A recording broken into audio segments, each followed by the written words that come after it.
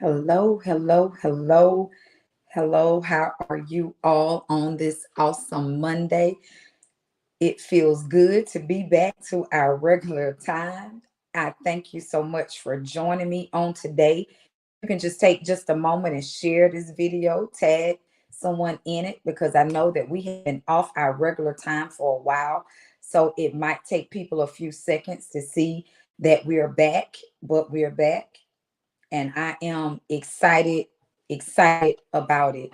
I'm excited about sharing what God has given me on this morning. On this morning, I just want to remind you that I am Pastor Deidre Samuel McLeod. I'm the pastor of the awesome ministry, Divine Destiny Ministries, right here in the great city of Hartsville, South Carolina, where we are doing great and awesome things in the kingdom. God is doing some mighty things through us and in us and around us. And I'm telling you, it behooves you on today to be a part of us. Don't allow this moment to pass you by. Good morning. Good morning. On this morning, I want to talk to you just for a moment about pushed out, being pushed out, walking in God's calling. Walking in God's calling, even though you might be afraid.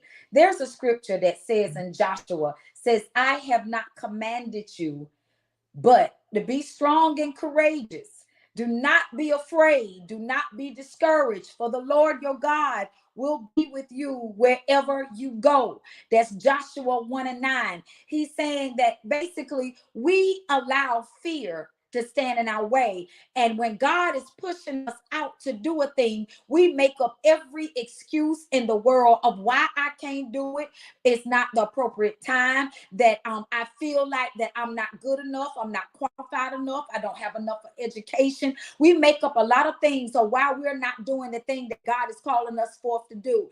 As I just been meditating on some things, kind of getting God's face about some things that I know that God has commanded me to do, and basically God was saying that I had to dry up everything around you. And I don't know about y'all, but God didn't put me in this place, in this position more than one time. God has literally allowed everything to dry up around me to push me out, to make me do the thing that he has called me forth to do. Now, God is a gentleman. God ain't gonna make you do nothing, but I'm telling you right now, God will control every circumstance, every situation around you to make you either get up or lay down there in it. And I'm telling you right now that God got a way to make you go forth. He got a way to push you out of your comfort zone and say, God, I hear you. I'm listening. I'm moving. I'm operating. And you got to understand the thing that I'm more afraid of is failing God more than I'm afraid of failing anybody else.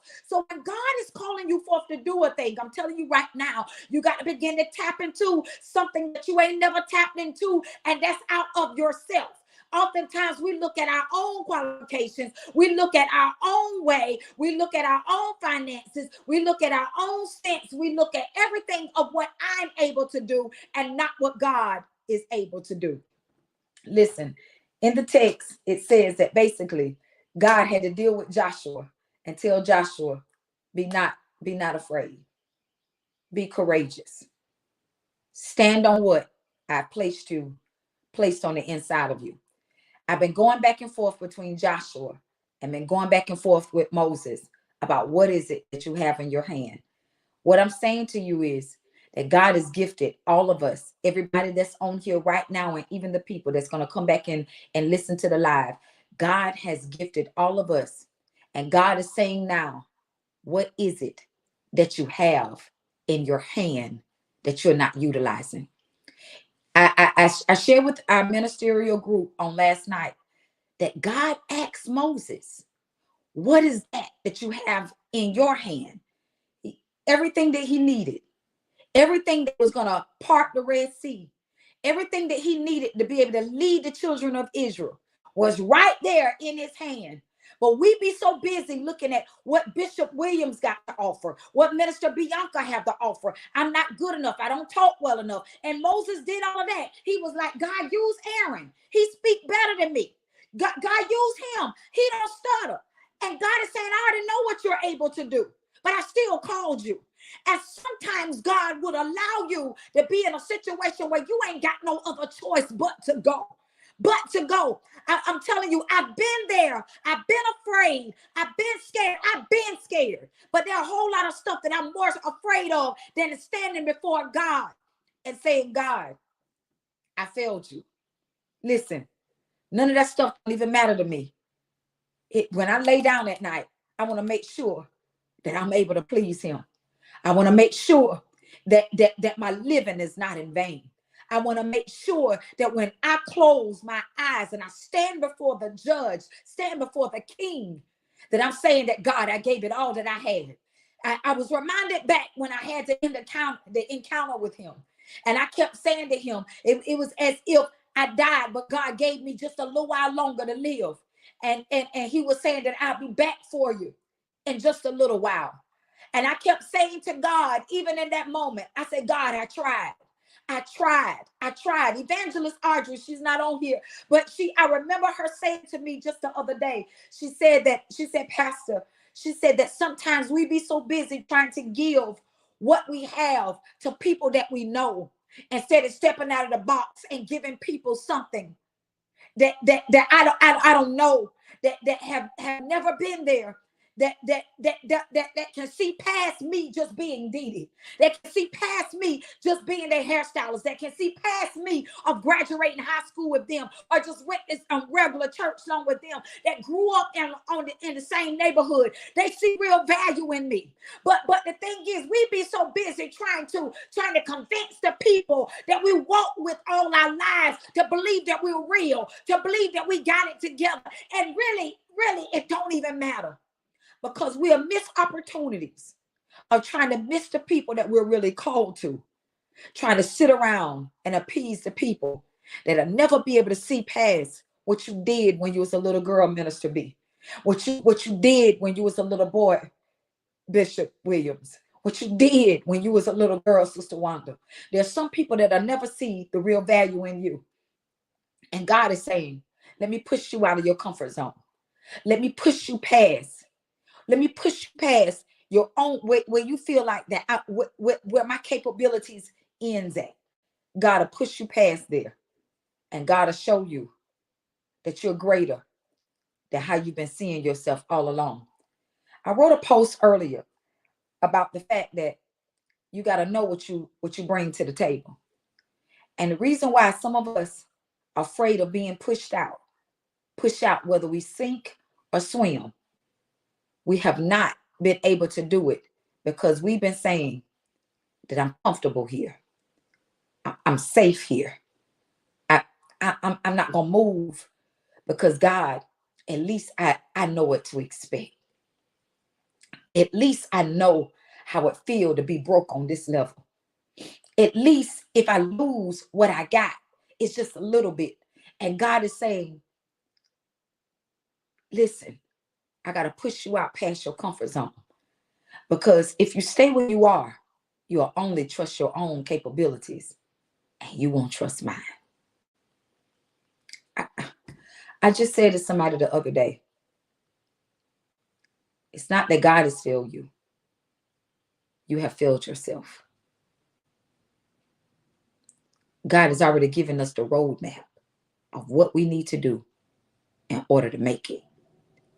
But we keep thinking that this, because God opened up a door for us yesterday, that is the door that we have to forever remain in. Listen, just because God allowed you to do it in that season does not mean that God is saying, stay there and continue to move in that same vein. God could be pushing you to do something else. But because I'm accustomed to this, I'm used to this, I'm going to stay right here because I don't know about walking on that level, God. But I'm going to stay comfortable where I'm at. I put in 2 weeks resignation the other week. I don't even believe that I've even shared this with my church. And God used me. He said, I used you for a moment. I already knew that I wasn't there to stay. But I also knew I didn't think that it was going to be that fast.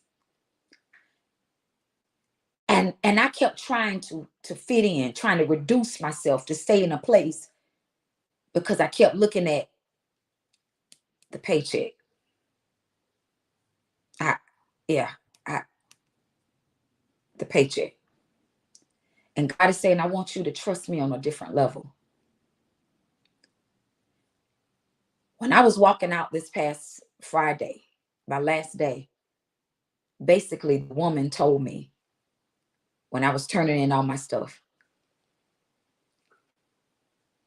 she said that they made it hard for you on purpose because they want to push you out.